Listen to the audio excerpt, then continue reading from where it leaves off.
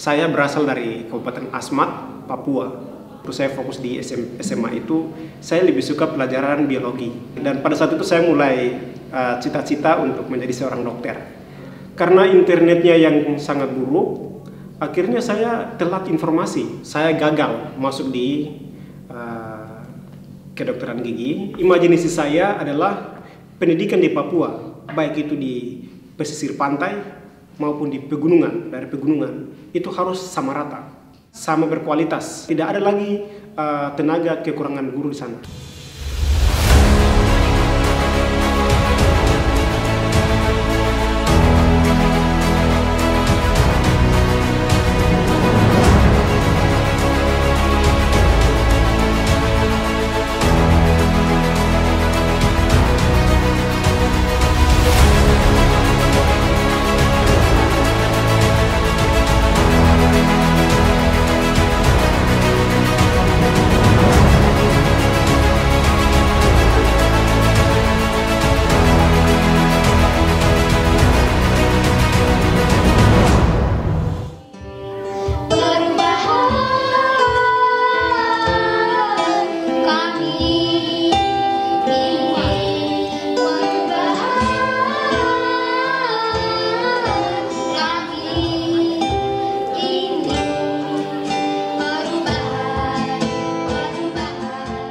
Saya berpikir bahwa intinya saya harus sekolah.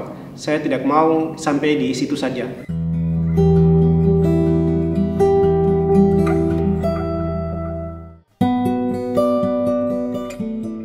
Ini perjalanan sudah jauh sekali.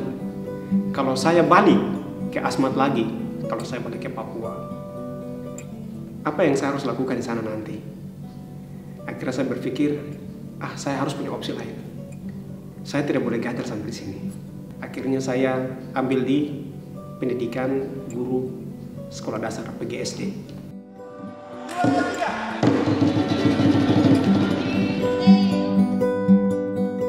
Selama saya kuliah S1 di Universitas Jember,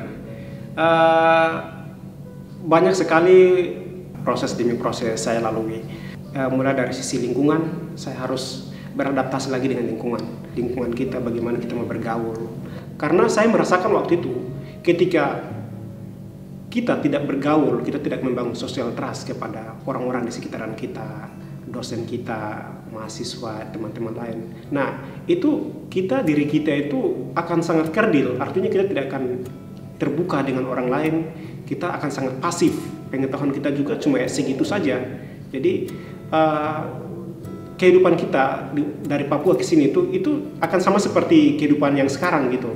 Sedangkan kita sudah di tempat yang berbeda, otomatis kita harus bisa menerima berbagai latar belakang, sisi budaya, bahasa, kultur, semuanya. Kita harus menerima itu. Saya mengikuti partisipasi dengan kegiatan-kegiatan teman-teman, tapi di mana hal positif, oke, saya gabung. Tapi hal yang sudah tidak masuk dalam ranah yang positif, sudah masuk ke ranah negatif, misalnya minuman-minuman keras apa. Nah, itu saya sudah tidak bergabung karena saya memprioritaskan prioritas saya.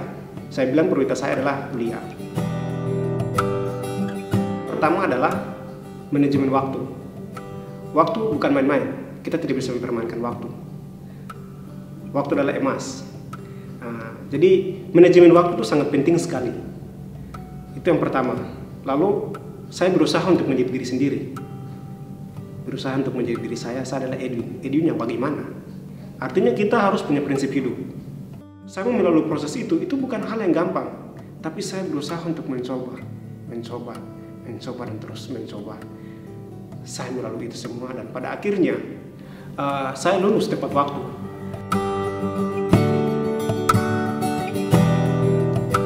Setelah saya lulus S1 PGSD dari Universitas Jember,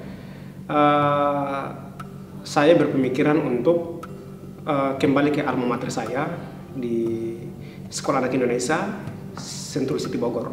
Karena saya melihat di sekolah ini berkontribusi untuk pendidikan Papua, dan saya berpendapat bahwa saya harus bergabung dalam instansi pendidikan ini agar di sini saya bisa mengembangkan daerah saya seperti itu. Sekaligus saya berusaha meningkatkan saya punya pengetahuan lalu skill saya melalui yayasan ini. Saya diterima di Sekolah Anak Indonesia sebagai staf guru. Dari yayasan kirim saya ke Papua, itu di Kabupaten Asmat. Di sana saya ditugaskan untuk menjadi seorang guru di sana. Itu SMP Persiapan Negeri 3 Agats sebagai guru PPKN sama seni budaya.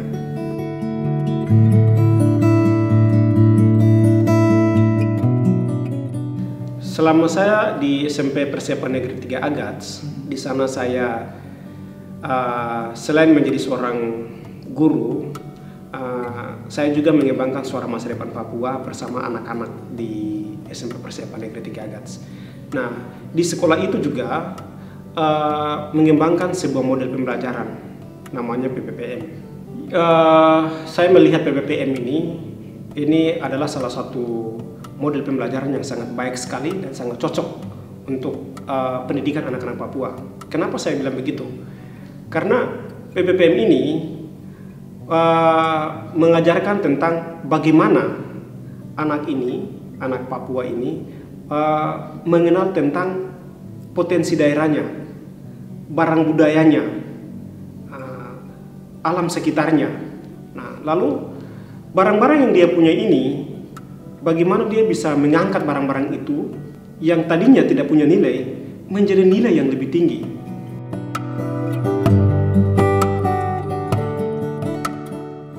Juga PPPM ini adalah salah satu model pendidikan yang mengedepankan ekonomi masyarakat.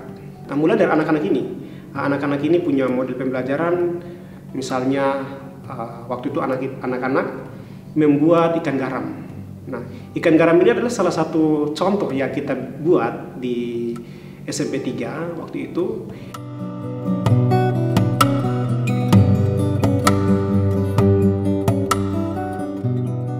Dan sebelum anak-anak buat ikan asin, itu anak-anak sudah mengenal tentang survei pasar. Mereka survei semua kualitas produk, kualitas ikan garam yang ada di Kabupaten Asmat dari ujung ke ujung. Mereka survei semua kualitasnya, melihat kualitas warna, terus rasanya, lalu berapa lama nanti seperti apa. Nah, itu disurvei semua sama anak-anak. Nah, setelah disurvei, anak-anak ini lalu mencoba untuk meningkatkan nilai. Karena kita melihat ya ikan asin yang ada itu ya cuma begitu-begitu saja.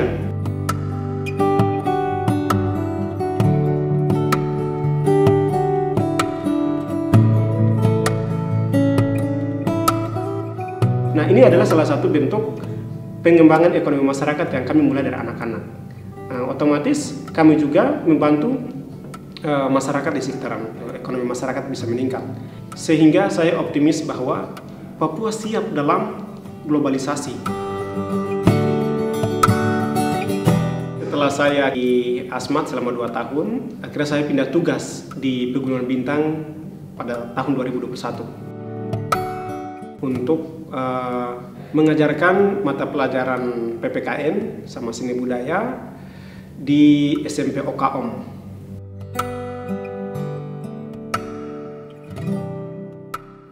PPPM itu sangat berperan sekali di SMP OKOM. Kita melakukan pemetaan dengan anak-anak. Potensi apa yang kita bisa lakukan? Nah, salah satunya adalah yang kita angkat waktu itu keladi. Kalau bahasa Pegunungan Bintang bilang om. Kemudian keladi ini kami bersama tim guru berusaha olah. Tadinya anak-anak ini om ini cuma sebatas ya dari kebun, lalu cuma kita bakar, lalu kita langsung makan. Dengan adanya model PPPM ini, kita mengajarkan anak-anak ini bagaimana om itu bukan hanya sekedar kau memakan bakar seperti itu saja, tapi kita bisa olah itu menjadi sesuatu yang bernilai lebih tinggi dari itu lagi, begitu. Nah, akhirnya dengan anak-anak kami mencoba untuk membuat sebuah 2 produk yang kami bikin. Kami olah om itu menjadi keripik. Kemudian sesudah keripik, kita juga bikin om itu jadikan kue bolu. Nah, kue bolu. Jadi prosesnya itu bersama anak-anak yang melakukan.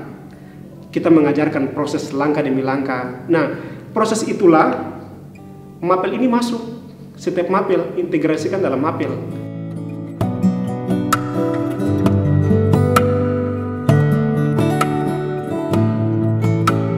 Misalnya, mapel bahasa Indonesia. Nah, mapel bahasa Indonesia ini sudah masuk dalam teks prosedur. Langkah-langkah proses pembuatan om menjadi kue bolu. Lalu bahasa Inggrisnya seperti apa? Peralatan yang digunakan dalam bahasa Inggris. Kemudian dari sisi matematikanya seperti apa? Nah, mulai penjumlahan, pembagiannya seperti apa? Lalu PPKN, kerjasama seperti apa?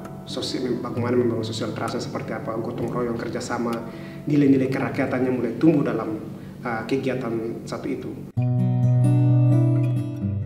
Mulai dari proses yang saya alami dari SMA, sejak saya di Sentul City Bogor, Sekolah Anak Indonesia. Kemudian saya menjadi staf pengajar di Yayasan Alerena sebagai seorang guru di ASMA.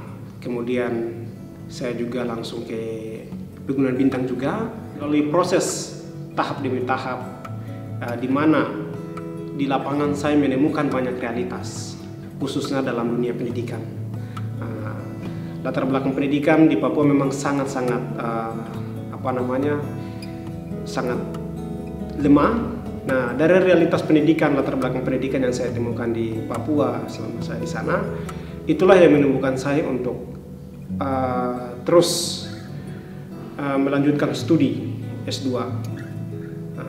Dan setelah saya berpemikiran untuk melanjutkan studi S2, di mana Yayasan Alerena itu sangat mendukung sekali dengan saya punya keinginan, dan puji Tuhan saya lulus beasiswa LPDP. Dan sekarang saya menjadi awardee mahasiswa LPDP, dan saya jadi mahasiswa S2 di Universitas Negeri Jakarta, Prodi Manajemen Pendidikan.